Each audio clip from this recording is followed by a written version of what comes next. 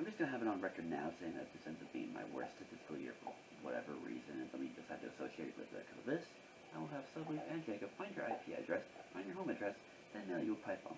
For legal reasons, that is mostly a joke. But speaking of Jakob, why don't we get this season kicked off and stuff? Roll the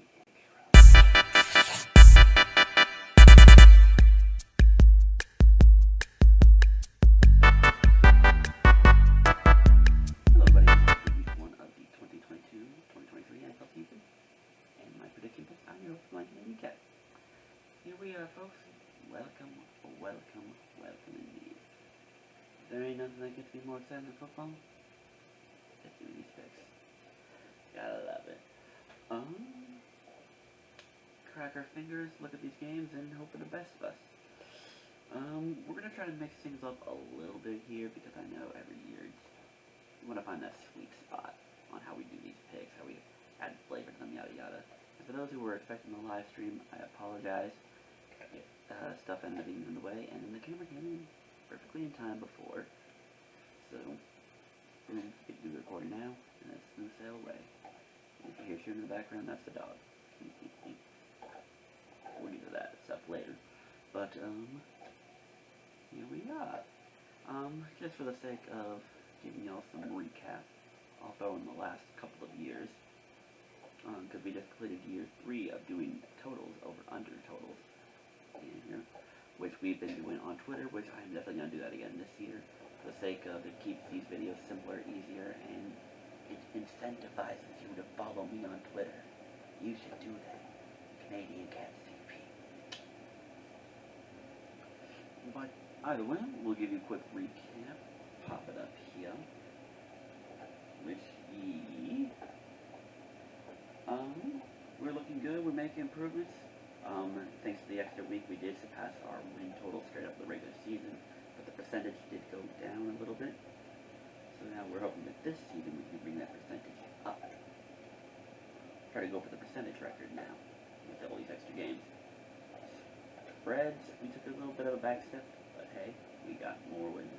It's like right there. And then totals, go for us. We had our winning record with the totals. Which, when you're coin flipping on whether you're right or wrong, sometimes take the figures when you can get them. And for those who don't know, my goal is usually straight up. I like to shoot for that 65-70%. I don't remember the percentage for the 175 and 81 we had back in 17, but I shoot for trying to surpass that. And with the spreads and totals, I try to get above 50%. That's the goal for me. Will we achieve that? I hope so. And with that, let us get into the picks. Week 1 picks. Starting off here, my computer's going to be right here. So, we'll get that going. Starting off, week 1, we got the Thursday night game opening the season. The Bills are in LA to take on the Super Bowl champion Rams. Congrats to the Rams in the Super Bowl. Admittedly, when I saw this, or when I thought about this game, I'm like thinking to myself, you know what? I'm going to be cool. I'm going to take the Bills because, you know, they're an up-and-coming team, yada yada. It'll be a great upset pick against the spread, yada yada. We'll move on. When I saw the Bills were favored in this game, that caught me off guard. Like, yes, the Bills by far, and if you've been following me on Twitter, my expectations for the Bills are extremely high. But it feels like the Rams here are getting disrespected in a way, and I say that in the sense of this isn't the Broncos who, after winning the Super Bowl, Peyton Manning retired, which, yes, half the shell of Peyton Manning, you could argue, is better or worse than, say, who was it? Trevor Siemian, who ended up starting that game. Like, everyone for the Rams is returning for the most part. Sure, you traded or got rid of Von Miller, and then you shopped out Odell for Allen Robinson, which, at this point in their career, could be an even match. You tell me. But it just felt wrong to me that the Bills were favored. Like, if you want to make the Rams like a 1-point favorite at home, sure, I'll bite. But making the Bills a road favorite against the Super Bowl champs, who, for the most part, are good. I know Stafford's got an elbow thing, but as far as I know, he should be fine. But that was weird to me. So, I'll go back then. With so many people being on the Bills and the Bills being favored, I feel like they're getting set up for a trap. I feel like everyone's going to take the easy bait, and it's going to come back and bite them. So you know what? Not that I'm ever been a huge follower of the Rule of 4, which I'm clearly not going to follow in this video. Hi, Justin. How are you doing? I'll take out an upset pick. I think I only have that and one other upset pick here, but I feel like the Super Bowl champions are being disrespectful. That's where I'm at. Ravens will blow by the Jets. As of recording this video, there has still not been an announcement on who's going to start the game. If we're going to get a recently healed Zach Wilson or the remains of Joe Flacco, I don't know. I'm all for the meme, and you know, being the former Ravens quarterback that Joe Flacco was, it'll be a nice little sentimental if we do get the old QB versus the new QB. It'll be fun. I'll have a good time. But the Ravens should blow them out quite easily. I don't know what the total is, but I would imagine if the total is low enough, or if it's in the 40s, the Ravens will get that by themselves. They just probably get 1 or 2 touchdowns or something like that out of the fact that the Ravens defense is still healing. A lot of people were out with injuries and whatnot, so I imagine they're healing. And I gotta imagine there's gonna be some gelling time now that the Ravens aren't gonna be working with Hollywood Brown. But I still expect it to be a blowout. So that's just me. Panthers and Browns, I am 100% on Baker Mayfield revenge tour. I'm not expecting the Panthers to be good by any stretch, but for the sake of Baker sticking a middle finger or doing the Oklahoma Sooner crotch grab, I am all for that, and all for all the antics that he could possibly do to Cleveland in Week 1. I'm all for it. Carolina minus 2.5, that almost seems like the freest of free money. I would bump that up to 10. I am confident enough that I would totally bump that up to 10. Get yourself some extra money on that. By all means, go for it. But no, I'm 100% revenge tour. Carolina smokes Cleveland. Easy. Colts Texans, I can go back and forth on this. I'm pretty sure the Colts will be the team by far, obviously. But you really want me to throw -8 on a team that in last scene showed to the Jaguars and made the Jaguars look like a respectable team for the first time the entire 2021 season. And now you're replacing with a QB who is a decent QB, but he's gotten up in age and hasn't really done a whole lot since losing the Super Bowl. They got, what, one shaky playoff win against Jared Goff and the Rams, and then outside of that, Matt Ryan hasn't done much of anything. So, I'll give Indy the win. Indy might be I don't know if I want to say dark horse team, but could potentially make some noise. Whether that's dicking the Titans out of the division crown, or maybe sneaking a wild card win off some uppity 5 seed. Because let's be real, the AFC South winner will be a 4 seed. But I'm not there with the Colts, not yet at least. And Houston might be a team might have like a Lions effect. Like, they're probably not going to win a lot, but they're going to play some hard football.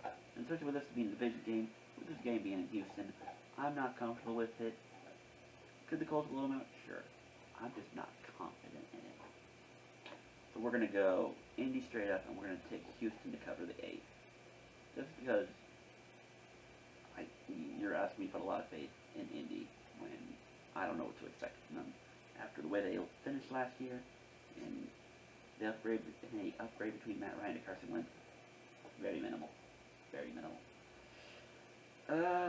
Jags and Commanders, I'm a cat of my word.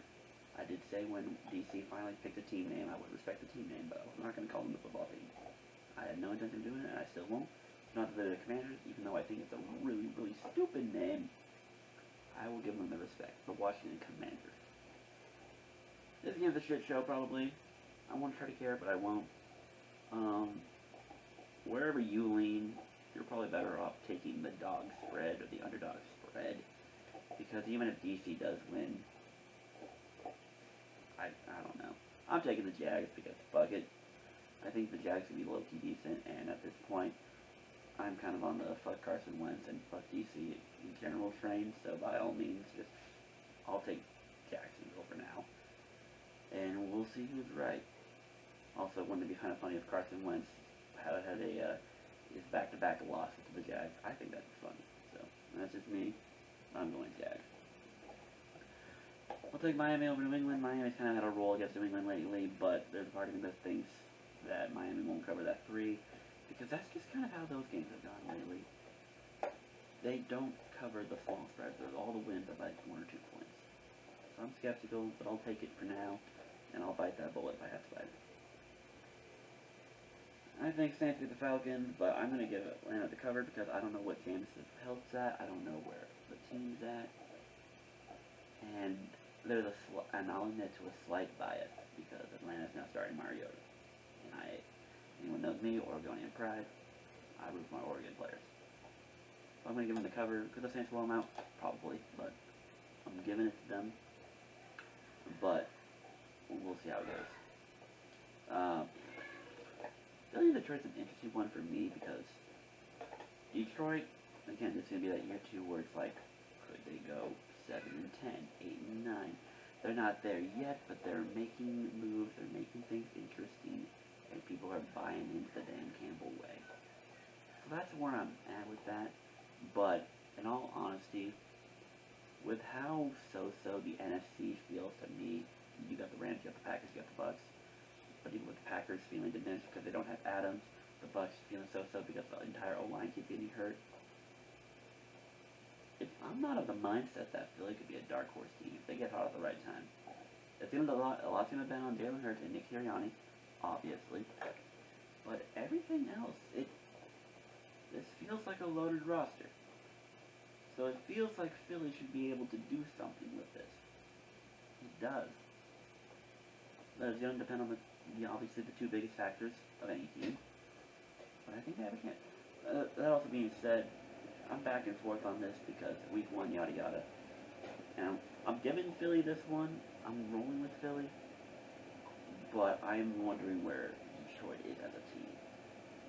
I'm wondering if Detroit can make that year 2 leap. I'm wondering if Philly can, quote-unquote, make the year 3 leap to being a legitimate playoff contention, because they made the playoffs last year. Now let's see if they can actually not only make the playoffs, but win a game or 2. I'm high enough on it that I think it could happen. We shall see. Cincy and San Fran will probably beat Pittsburgh and Chicago, but at this point, those spreads are way too high for me to trust those teams. AFC North game, but AFC North game, and now that it's not Big Ben and his old ass running behind that line, it's a bit of a more mobile quarterback. Almost accurate quarterback, but more mobile. Maybe, will generate something, maybe drive will last longer, maybe some more field goals will be kicked. I don't know. Good to win this game, but I'm not comfortable giving them 6.5. And San Fran could probably beat Chicago. Chicago might be a bottom 5 team, but I'm not comfortable giving them 7. So, Cincy beats Pittsburgh, Pittsburgh covers. San Fran beats Chicago, Chicago covers. Packers will smoke the Vikings. I don't care who is on the receiving core. I watch this Packers team beat that Cardinals team without Adams or any of these people. So I'm sure they can get by Minnesota with Allen Lazard, Sammy Watkins. Week 1, Sammy Watkins, no less. And whatever rookie they drafted. They'll be fine. They'll be fine. I could see KC early struggles against Arizona, but again, at this point I'm not high on Arizona. And with no D-Hop, I don't care how bad KC's defense has been for the last several years. I'll take KC. I'll take the 4.5. If I'm wrong, I'm wrong. But I'll roll with it until it's proven otherwise. Chargers, Raiders. I'll give the Chargers the win, obviously, because the Chargers should have high expectations. Raiders, relatively high expectations too, but give it the Chargers. But I'll give the Raiders a cover, because, this division makes no sense, and these games are always close, and I'd rather just be safe and sorry. This is the safest sorry pick. I think the Chargers should blow them out, but I'll respect the Raiders enough that I'll give them benefit of the doubt.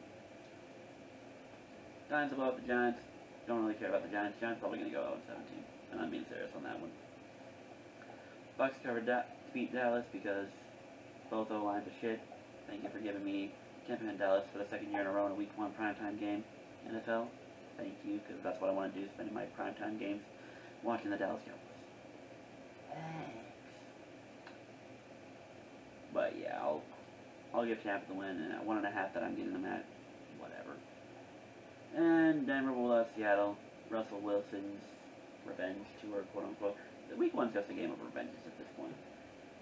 But if it were Drew Lock, I would lean towards giving them the cover, because these kind of games. You think back to last year, the Rams and Lions game. You think the Rams would have blown them out, and the Lions got close for like 3/4 of the game. I think the Rams pulled away in the 4th, so it was like a 9 or 10 point win. but they kept it relatively close. So if Drew Lock were to start, I was thinking, maybe he's respectable enough that the game stays close, or worst case scenario, he backdoor covers. But if it's going to be Geno Smith, then that tells you Seattle just has every intention of tanking this season.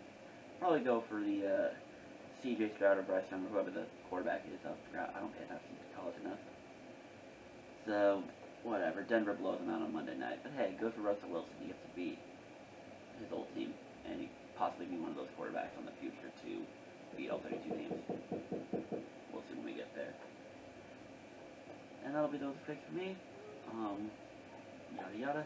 And for a fantasy update, we are doing 4 teams, but it's going to be a variation of those 4 now. Obviously, we're still going to do League of Assholes. We're on to year 7. We just did the draft last night.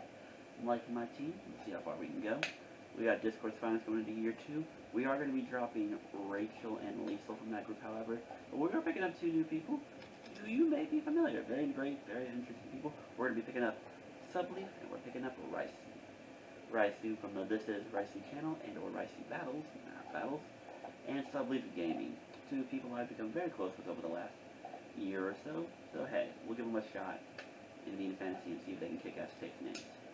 Subleaf a Seahawks fan, obviously, and Raisu a Chargers fan, which definitely means that those 2 will be referenced in the title here down the line.